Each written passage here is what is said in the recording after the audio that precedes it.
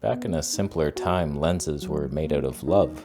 They only needed 5 elements because the love contained within each one was enough for anybody. Super sharp, super fast. Nikkor 105mm 2.5, invented in like 1929, don't quote me on that. I thought it would be fun to take this out with an adapter, get some wildlife somehow, the most vintage 3D pop looking wildlife on the ZF, and just do some little nature shots. Let's take it back to a time where things were relaxing and just birds were tweeting for you. All I want is the perfect camera.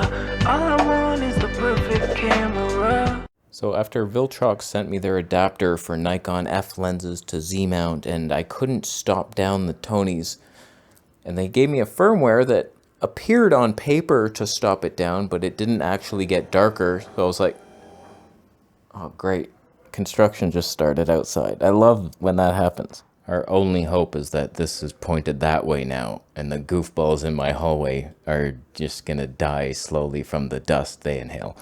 So I was looking, and I was seeing the Nikon official one, FTZ Mark II.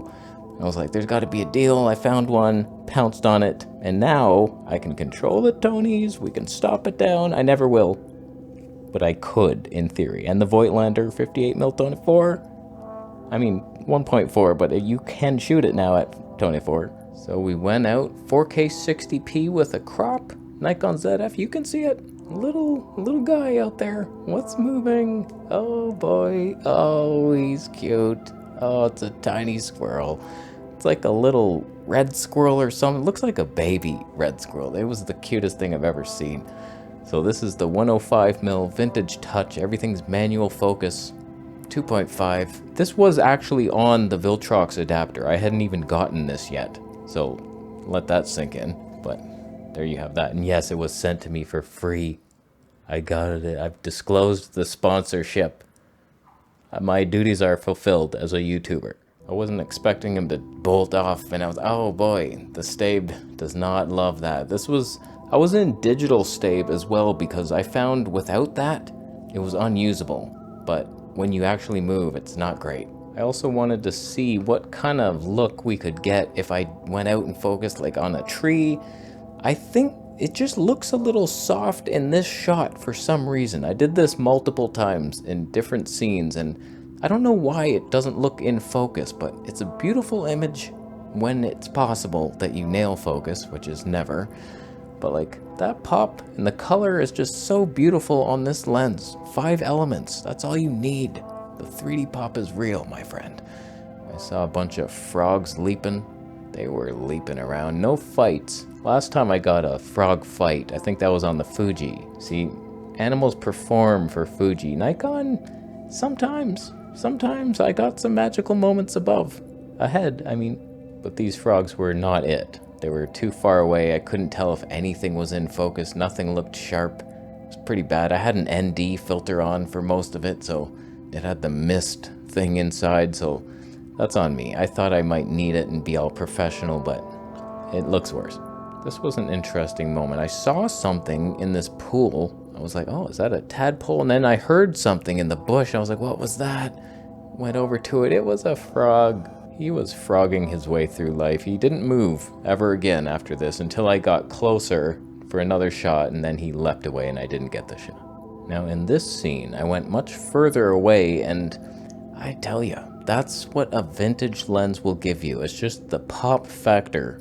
Even though I'm tiny in the frame and it's like 2.5, everything just, you pop, and the colors are so rich. And that couple looks over at you and they're like, what's he doing? Is he filming himself? Is he gonna kill us? Should we spray him? Get the pepper spray, honey. We'll get him. Yes, I sliced my elbow on that sharp wood. It was good times. In this scene, a man is lost and he's trying to find out where to go. Oh, and then he finds it out. He learns with a map, and then he realizes he's a YouTube sensation, and he can't believe how much 3D pop or how poor the framing was. Oh, he did not plan that. That's the hardest thing about filming yourself at a distance like that. Judging how tall you are in the scene. I don't know why I'm not better at this, but like you set up your scene and you're like, okay, I'm probably about as tall as that branch. all right, just, and then I get out there and it's like not even close to that. That was not, I don't get it. Like Marcus Picks will have a tripod his exact height with a mannequin head. Yeah, ideally you would do that if you're filming outside your house or you have a car, Mr. Fancy Car.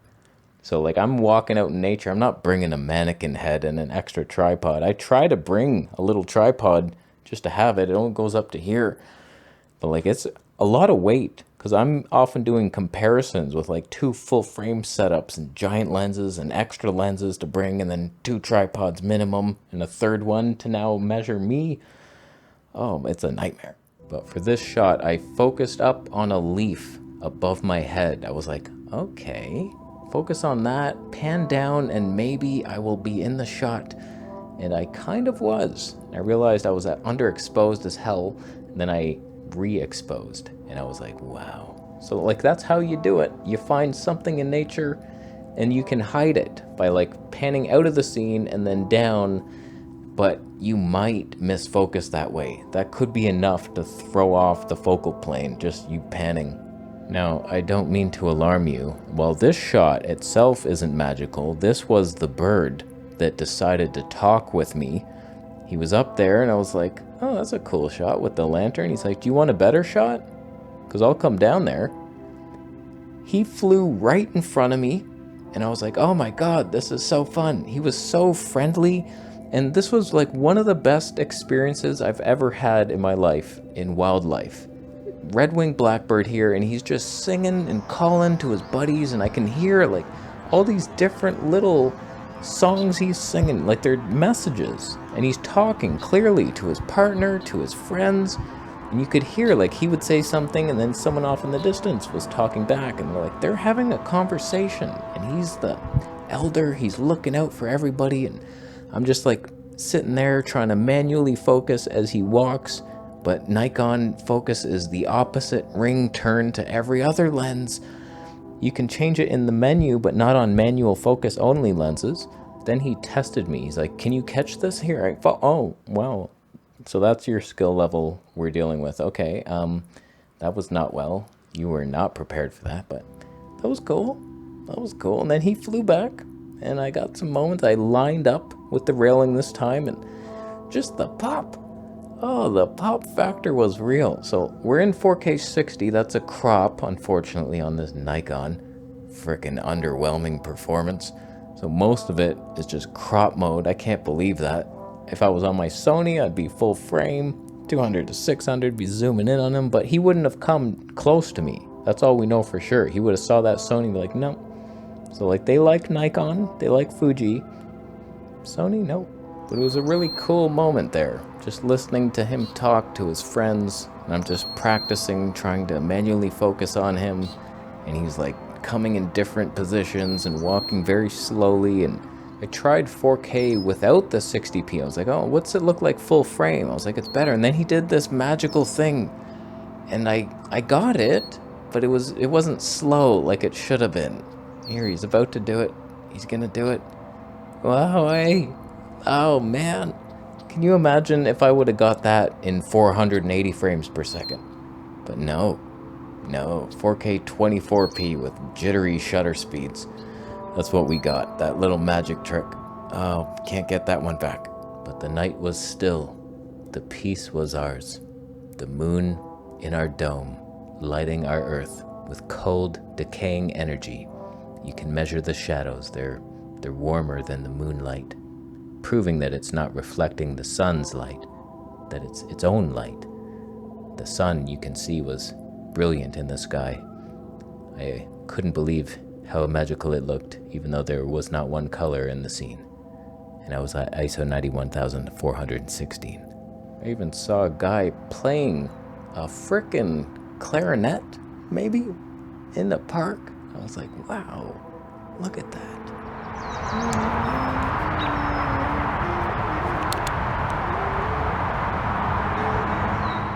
In the last scene, I just focused on the top stair, and then I jostled my way into the scene, and I sat knowing that I could be in the frame, and that was actually pretty good So that framing's not bad. It's a weird one. My eyes always seem to be like in the middle of the frame, but whatever.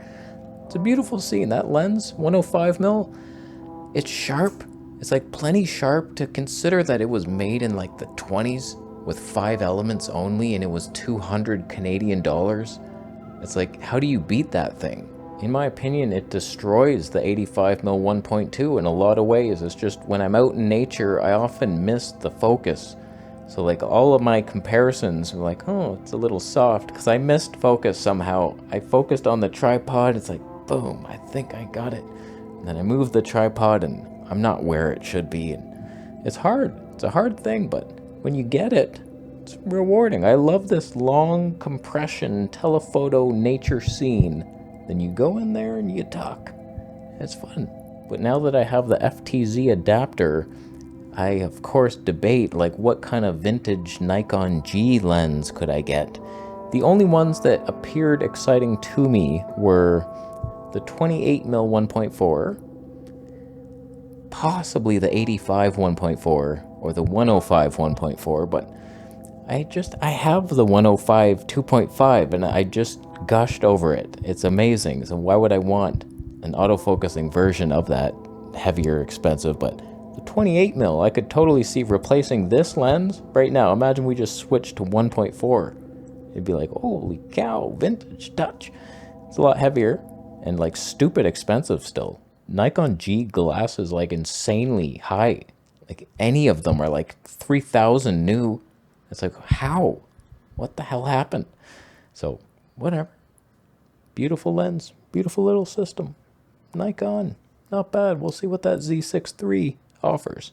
Because if it's not much, I'm going to be mad. How you doing? You subscribing for more videos? See you next.